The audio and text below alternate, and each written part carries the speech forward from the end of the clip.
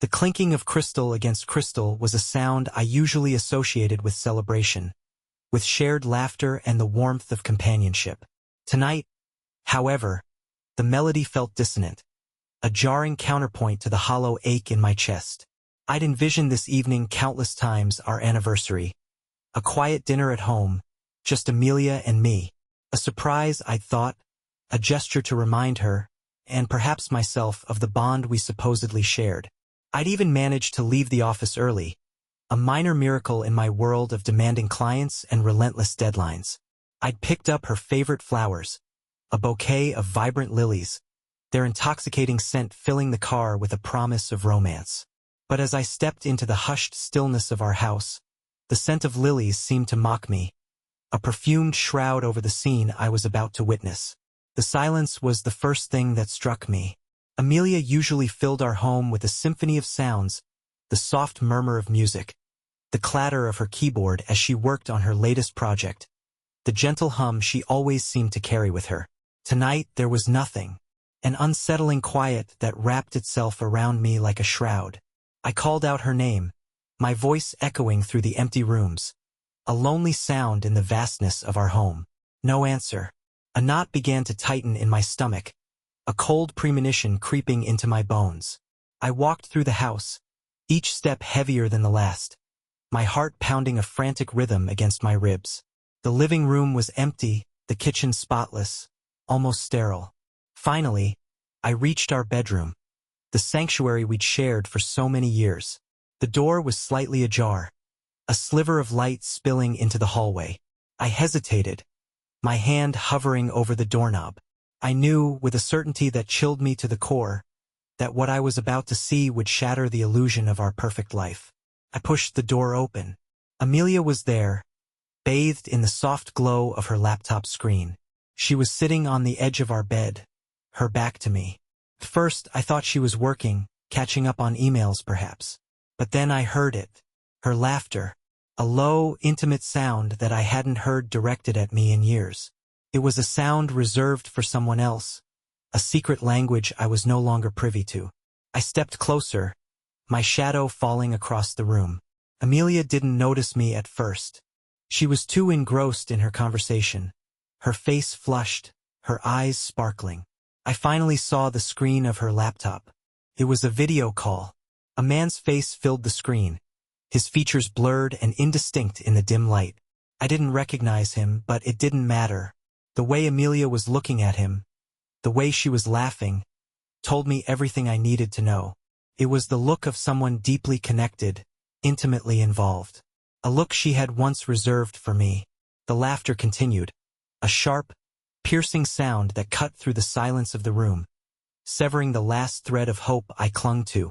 I stood there, frozen, the bouquet of lilies clutched tightly in my hand, their sweet fragrance now a sickening reminder of my own foolishness.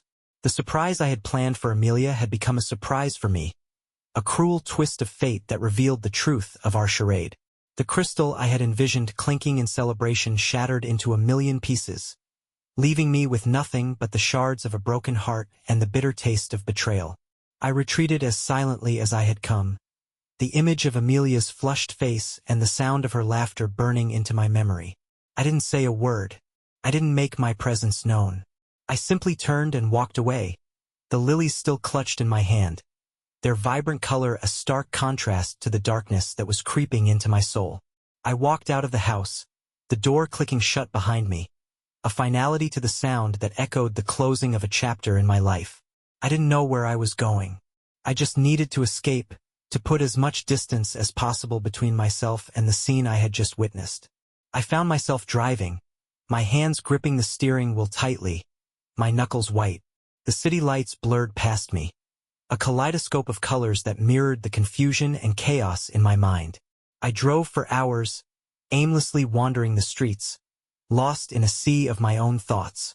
The initial shock began to give way to a cold, gnawing emptiness. It was as if a part of me had been ripped away, leaving a gaping hole in its place. I thought of Amelia, of the years we had spent together, the life we had built. It all seemed like a lie now, a carefully constructed facade that had crumbled before my eyes. I remembered the early days of our relationship, the whirlwind romance, the promises we had made to each other, promises that had clearly been broken. I thought of our anniversary, the countless celebrations we had shared, the quiet evenings at home, the vacations we had taken. Each memory, once a source of comfort and joy, now felt like a betrayal, a reminder of the depth of her deception. I replayed every moment of our life together in my mind, searching for clues, for signs that I had missed, for any indication that she was leading a double life. I remembered her late nights, her whispered phone calls, her sudden trips out of town. At the time, I had dismissed them as work-related, as part of her busy life. Now they seemed like glaring red flags, warnings that I had chosen to ignore. I had been so blind, so trusting. I had believed in her, in our love, and she had betrayed that trust, shattered my belief in her, in us. The anger came later, a slow-burning rage that simmered beneath the surface of my despair. It wasn't a violent anger, the kind that makes you want to lash out and destroy everything in your path. It was a cold, calculating anger, the kind that makes you want to inflict pain, to make the person who hurt you suffer as much as you are suffering. I thought of confronting her, of screaming at her, of demanding an explanation. But I knew that wouldn't accomplish anything. She would deny it or make excuses or try to turn the blame on me. I wouldn't give her the satisfaction of seeing me broken, of knowing how deeply she had hurt me. I decided on a different path, a path of quiet, calculated revenge. I wouldn't let her get away with it. I would make her pay for what she had done. I would make her regret the day she decided to betray me. But my revenge wouldn't be swift or obvious. It would be slow, methodical, a carefully orchestrated plan designed to dismantle her life piece by piece. I would become a ghost in her life, a silent observer, watching her every move, waiting for the perfect moment to strike. I would make her life a living hell, a constant reminder of her betrayal, a punishment for her sins. And I would do it all without her ever suspecting a thing. The drive home was a blur. The city lights seemed to mock me, their vibrant energy a stark contrast to the emptiness I felt inside. I pulled into the driveway, the house looming before me, a symbol of everything I had lost. I walked through the front door, the silence now a heavy, oppressive presence. The scent of lilies still lingered in the air, a cruel reminder of the evening's failed promise. I went straight to the bedroom, the scene of Amelia's betrayal replaying in my mind like a broken record. I looked around the room, at the photos on the nightstand, the framed memories of happier times. They all seemed tainted now, corrupted by the knowledge of her infidelity. I swept them off the nightstand, the glass shattering on the floor, a small act of defiance against the pain I felt. I started to pack a bag, throwing clothes and toiletries into a suitcase. I couldn't stay here, not tonight.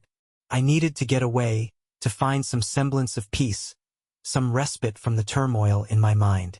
I booked a room at a small, anonymous hotel on the other side of town. I didn't want to stay in a place where we had shared memories, where every corner held a reminder of Amelia and her lies. The hotel room was sterile, impersonal, a blank canvas. It was exactly what I needed. I sat on the edge of the bed, the suitcase at my feet, and stared out the window at the city lights. I thought about Amelia, about the man on the video call, about the laughter I had heard. Who was he? How long had this been going on? The questions swirled in my mind, a relentless storm of doubt and suspicion. I knew I couldn't stay in the dark. I needed answers. I needed to know the truth, however painful it might be. I decided to hire a private investigator. It was a cliché, I knew, the jilted husband seeking revenge through the lens of a detective's camera. But I didn't care. I needed proof, concrete evidence of Amelia's betrayal. I needed to know the extent of her deception, the depth of her lies. The next morning, I contacted a private investigator I had found online. I met with him later that day, a nondescript man with a keen eye and a discreet demeanor. I told him everything about Amelia's late nights, her whispered phone calls, the video call I had witnessed. I told him about my suspicions, my gut feeling that this wasn't just a one-time thing, that there was more to the story. I gave him Amelia's name, her schedule, her habits. I told him about the people she associated with, our friends, our colleagues. I asked him to follow her, to document her every move, to uncover the truth. I didn't care about the cost. I wanted every detail, every secret, every lie. The PI assured me that he would be discreet, that he would leave no trace. He said he would get me the answers I was looking for. I left the meeting feeling a strange mix of dread and anticipation. I knew that what he would uncover might be more than I could handle. But I also knew that I couldn't move on, I couldn't begin to heal until I knew the truth. I had set in motion a chain of events that would change my life forever. I had embarked on a path of revenge, a path that would lead me to places I never thought I would go. The wait was agonizing. Days turned into weeks, each one a slow, torturous crawl. I tried to focus on work, to lose myself in the familiar routine of meetings, deadlines, and client presentations. But it was no use. Amelia's betrayal haunted me, a constant presence in the back of my mind. I found myself checking my phone obsessively, waiting for the PI's call, the email that would reveal the truth. Sleep became a luxury I could barely afford. I would toss and turn at night, replaying the events of that fateful evening, imagining Amelia with another man, her laughter echoing in my ears. The nightmares were the worst. Vivid, disturbing dreams in which Amelia was always just out of reach, her face obscured, her voice a taunting whisper. I would wake up in a cold sweat, my heart pounding, the sheets tangled around my legs. Then, one rainy afternoon, the email arrived. I remember the moment vividly. I was sitting at my desk, staring out the window at the gray, overcast sky, when I heard the notification ping. My heart skipped a beat. I hesitated for a moment, my hand hovering over the mouse. I knew that opening that email would change everything. It would confirm my worst fears, shatter any remaining illusions I had about my marriage. But I also knew that I couldn't ignore it. I had to know. I clicked on the email. The PI's report was concise, professional, and utterly devastating. Confirmed everything I had suspected, and more. Amelia wasn't just having an affair. She was having multiple affairs. The report detailed her clandestine meetings, her secret rendezvous, her whispered phone calls. It listed names, dates, times, locations. It painted a picture of a woman who was living a double life, a woman who had betrayed my trust in the most profound way imaginable. The names were the most shocking. Some were strangers, men I had never met. But others were people I knew, people we socialized with, people I considered friends. The betrayal cut deeper than I could have imagined. It wasn't just Amelia who had lied to me. It was our entire social circle, a web of deceit and complicity that had been woven around me without my knowledge. I read the report over and over again, each time the pain intensifying, the anger growing. I felt like a fool, a naive idiot who had been blind to the truth.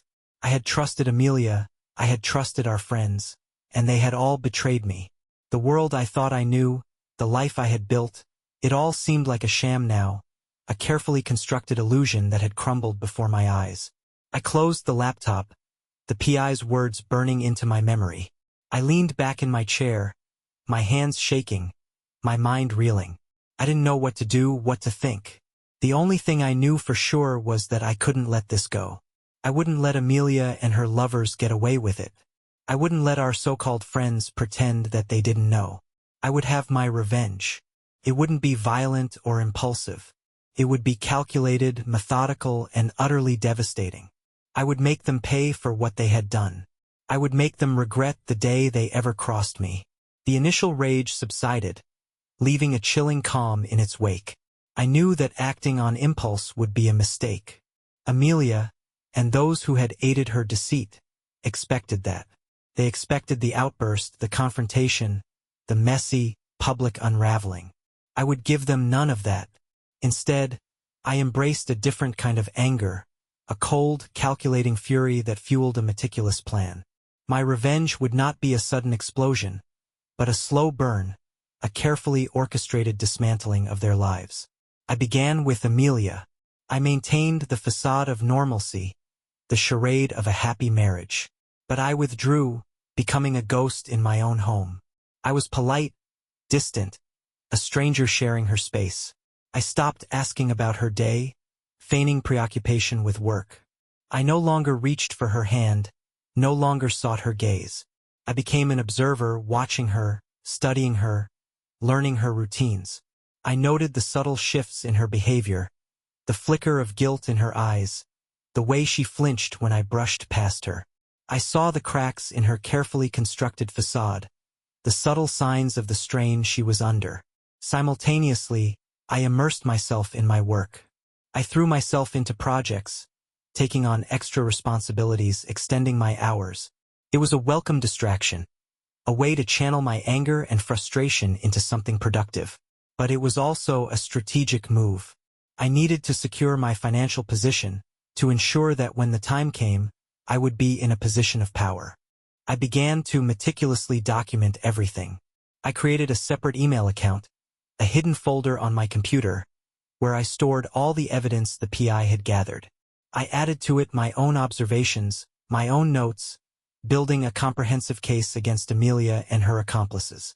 I researched divorce lawyers, the best in the city, those known for their ruthlessness and discretion. I met with them under the guise of a routine financial consultation, gathering information, laying the groundwork for my eventual separation. I also started to investigate the others involved, the men named in the PI's report, the friends who had betrayed my trust. I delved into their lives, their businesses, their relationships. I looked for weaknesses, vulnerabilities, anything I could exploit. I discovered that one of the men, a close friend I had known for years, was having financial difficulties. Another was struggling in his marriage, his wife suspecting his infidelity but lacking proof. A third was involved in a shady business deal, one that could ruin his reputation if exposed. The information I gathered was like ammunition, waiting to be deployed at the right moment. I felt a strange sense of detachment as I compiled this dossier of secrets and lies. It was as if I were watching a play unfold, the characters moving through their roles, oblivious to the puppeteer pulling the strings. I was no longer the man I had been, the trusting husband, the loyal friend. I was becoming something else, something colder, harder, more calculating. And I knew that once I set my plan in motion, there would be no turning back. The social circle Amelia and I inhabited was a tight-knit one, a world of lavish parties, exclusive clubs, and intertwined relationships. It was a world built on appearances, where reputation was everything and secrets were currency. I had always felt a sense of belonging in this world, a comfort in the familiarity of the faces, the shared experiences, the unspoken code of conduct. Now I saw it with new eyes, recognizing the shallowness, the hypocrisy, the underlying currents of envy and deceit. The PI's report had revealed that several of our friends were aware of Amelia's affairs. They had seen her with other men, overheard whispered conversations, witnessed furtive glances. Yet they had said nothing. Their silence was a betrayal, a tacit endorsement of her actions. They had chosen to protect their own place in this gilded cage, sacrificing my happiness, my trust, in the process. I watched them closely, these friends who had become my enemies. I observed their interactions with Amelia, the knowing looks, the subtle gestures of complicity. I listened to their conversations, their carefully worded denials, their feigned concern for my well-being. Their hypocrisy sickened me. I realized that my revenge could not be limited to Amelia and her lovers. It had to extend to those who had enabled her, who had turned a blind eye to her betrayal. They too would pay a price. I began to subtly manipulate situations, to engineer encounters that would expose their own secrets, their own vulnerabilities. I would plant seeds of doubt, create opportunities for suspicion, and watch as their carefully constructed lives began to unravel. I became a master of manipulation, a puppeteer pulling the strings, orchestrating a symphony of chaos. At a dinner party, I casually mentioned to a friend's wife that I had seen her husband with another woman. I offered no details, no proof, just a seed of suspicion, a hint of infidelity. I watched as the seed took root, growing into a thorny vine of doubt and mistrust. At another gathering, I steered the conversation towards a friend's business dealings, subtly hinting at financial irregularities, suggesting impropriety. I saw the worry in his eyes, the fear of exposure, the knowledge that his carefully cultivated image was at risk. I used their own secrets against them, their own vulnerabilities as weapons. I played them off against each other, creating a climate of suspicion and distrust. The once solid foundation of our social circle began to crumble, the cracks widening with each passing day. I watched it all with a detached amusement, a sense of satisfaction that bordered on cruelty. I was no longer the victim. I was in control, and I was just getting started. My plan was intricate, a web of calculated moves designed to expose the truth and inflict maximum damage. I wouldn't resort to violence or crude displays of anger. My revenge would be far more subtle, far more devastating. It would be a slow, agonizing unraveling, a series of carefully orchestrated events that would leave them questioning their own sanity. I started with Mark, Amelia's lover and my supposed friend. He was a successful lawyer, arrogant and self-assured, with a beautiful wife and a picture-perfect life.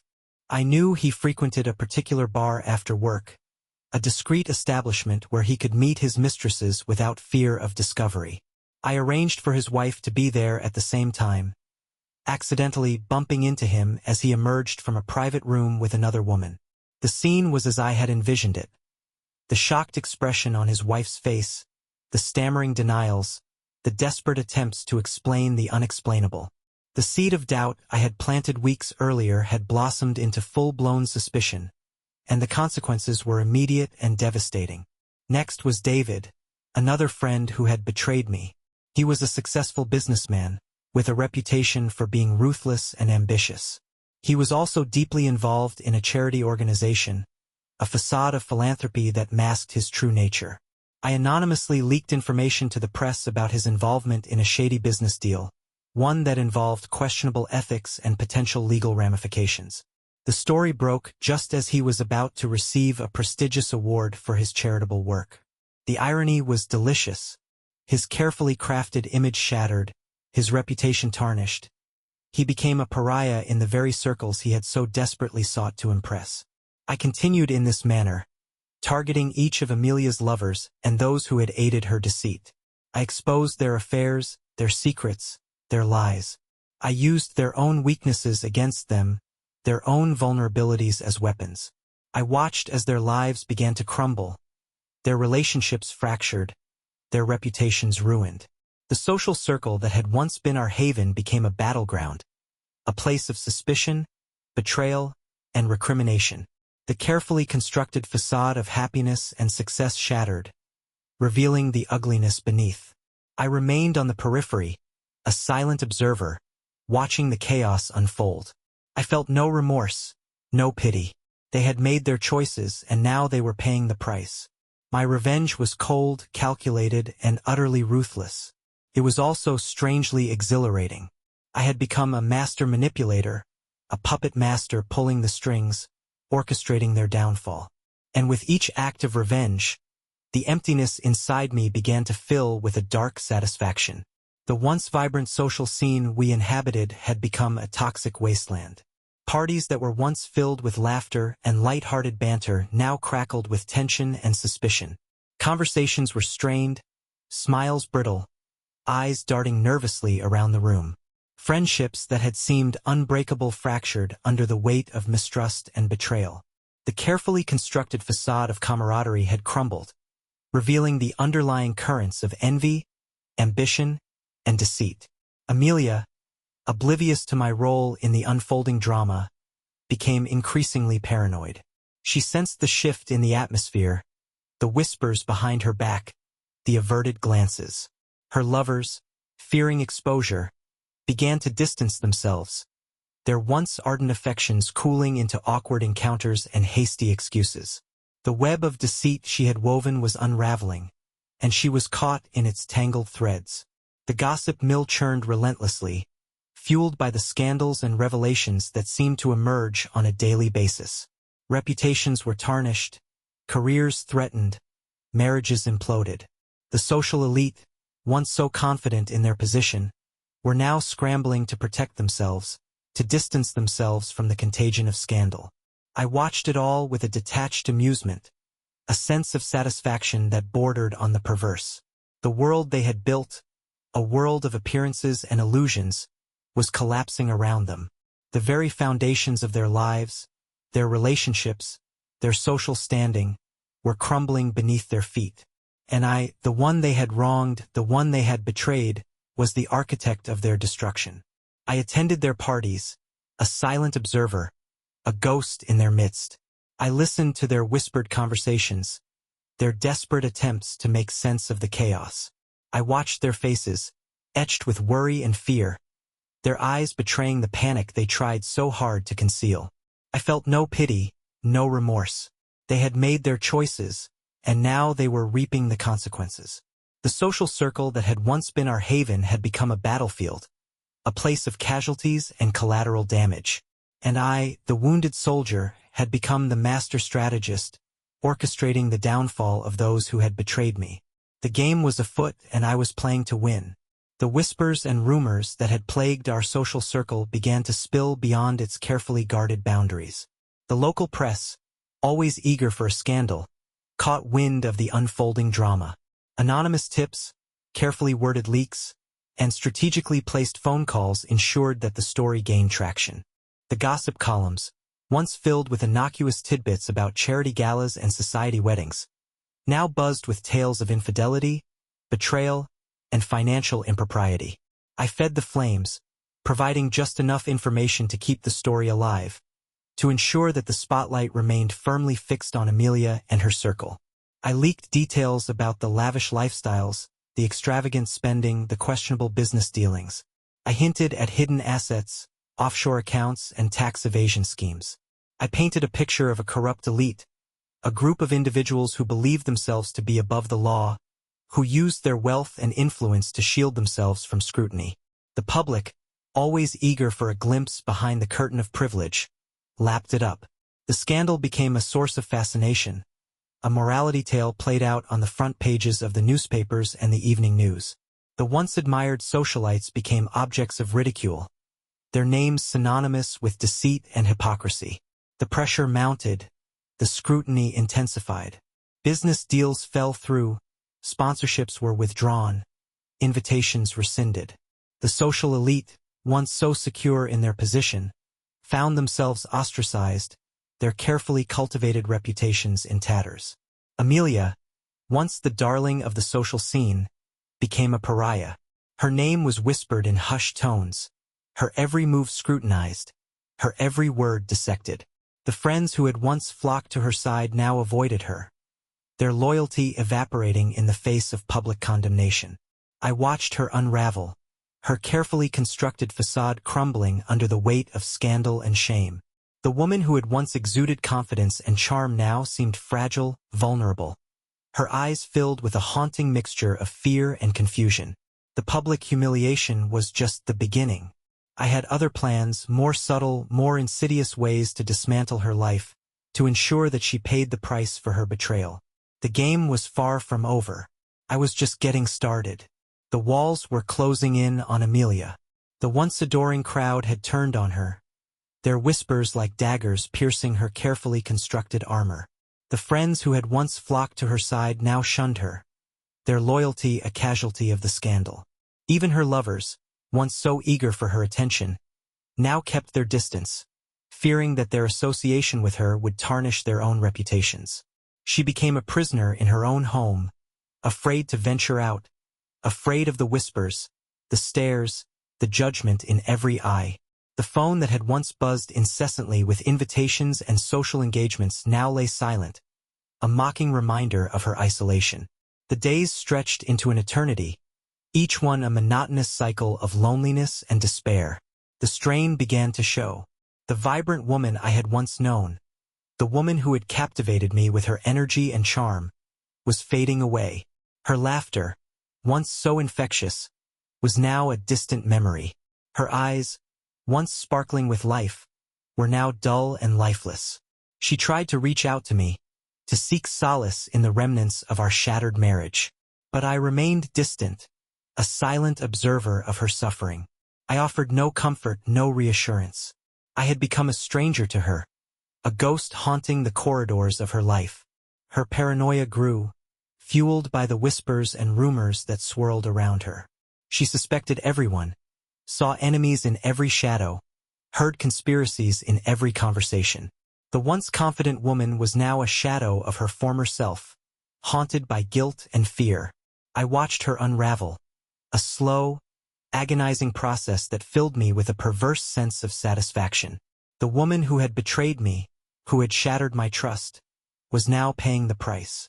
Her world was collapsing around her, her life reduced to a wreckage of shattered dreams and broken promises. And I, the architect of her destruction, felt no pity, no remorse. The game was far from over, but the endgame was in sight. The time was coming for the final act, the final confrontation that would seal her fate. The day I chose for the confrontation was a bleak, overcast one, mirroring the storm brewing inside me. I had meticulously planned this encounter, choosing the setting, the timing, the words I would use. I wanted it to be a private reckoning, a final, devastating blow delivered away from the prying eyes of our social circle. I found her in the living room, curled up on the sofa, a shadow of her former self. The house was silent, the air thick with unspoken tension. She looked up as I entered, her eyes widening with a mixture of fear and anticipation. "Amelia," I said, my voice devoid of emotion. "We need to talk."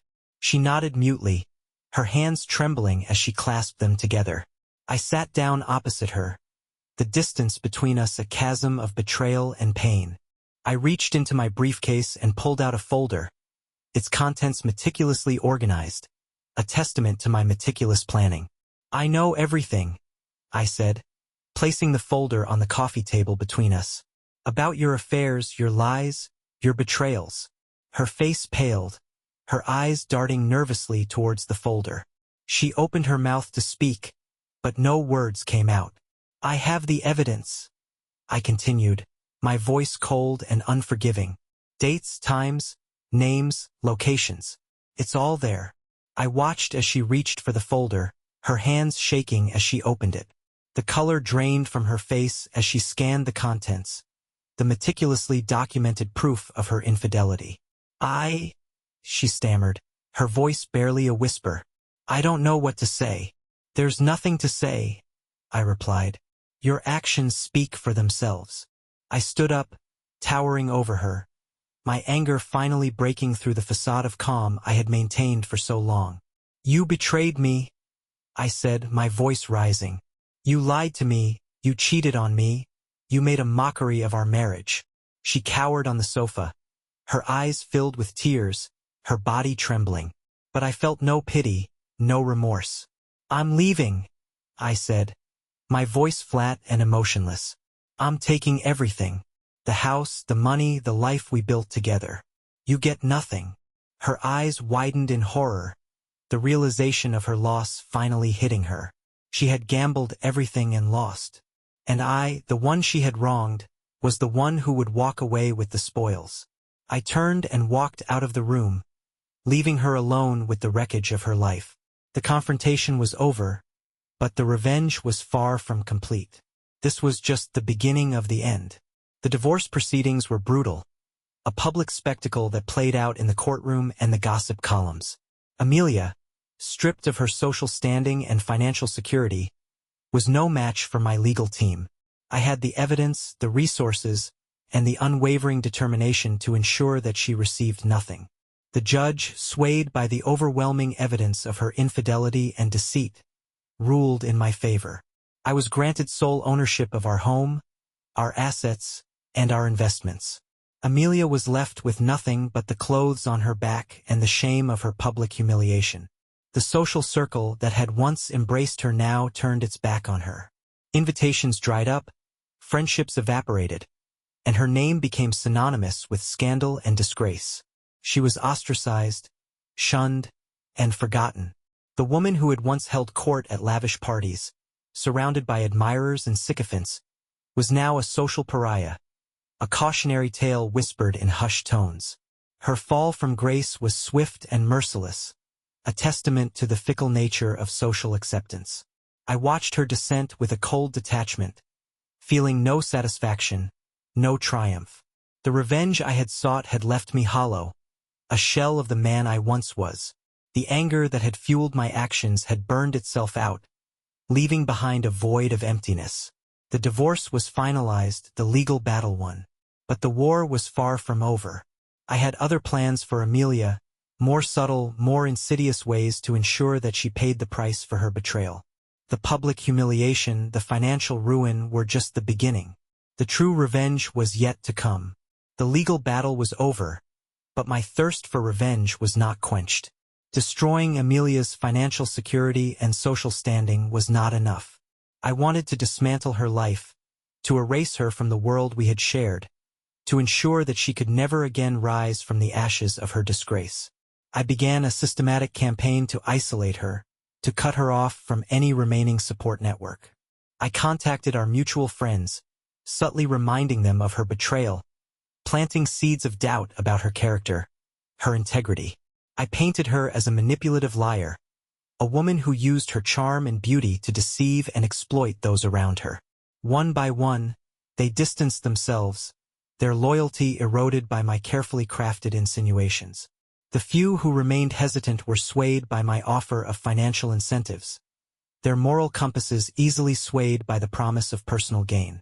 Amelia, already reeling from the loss of her social standing and financial security, found herself completely isolated, abandoned by those she had once considered friends. The phone that had once buzzed with social engagements now lay silent, a mocking reminder of her solitude. I went further, reaching out to her family, her colleagues, even her former classmates. I spread the story of her infidelity, her deceit, her fall from grace. I painted a picture of a woman who was incapable of loyalty, a woman who could not be trusted. Her reputation preceded her, a dark cloud that followed her wherever she went. Job opportunities vanished, relationships withered, and her once bright future dimmed into a bleak and uncertain horizon. I watched her struggle, her attempts to rebuild her life thwarted at every turn. The woman who had once exuded confidence and charm was now a broken shell, her spirit crushed by the weight of my relentless pursuit. The revenge I had sought was taking its toll on me, too. The anger that had fueled my actions was slowly consuming me, turning me into a bitter, twisted version of my former self. But I could not stop. I was driven by a force I could not control, a thirst for vengeance that would not be quenched until Amelia's life was completely and utterly destroyed. Amelia's life had become a desolate wasteland. The vibrant socialite, the woman who had once commanded attention and admiration, was now a ghost, a shadow haunting the fringes of society.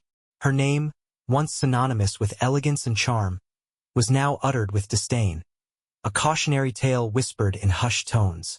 She had lost everything. Her husband, her friends, her social standing, her financial security. The life she had built, the world she had inhabited, had crumbled around her, leaving her stranded in a desolate landscape of loneliness and despair. Her attempts to rebuild her life were met with resistance at every turn. Job applications were rejected, social invitations rescinded, and even casual encounters were tainted with suspicion and judgment. The past clung to her like a shroud, a constant reminder of her fall from grace. She became a recluse, retreating into the solitude of her small apartment, the curtains drawn, the phone disconnected. The days bled into one another, a monotonous cycle of emptiness and despair. The laughter that had once filled her life was now a distant memory, replaced by a silence that was deafening. The vibrant woman I had once known, the woman who had captivated me with her energy and charm, was gone, replaced by a hollow shell, her spirit crushed by the weight of my relentless revenge. Her eyes, once sparkling with life, were now dull and lifeless, reflecting the emptiness within. I watched her from afar, a silent observer of her suffering. The anger that had fueled my actions had subsided, replaced by a cold, hollow satisfaction.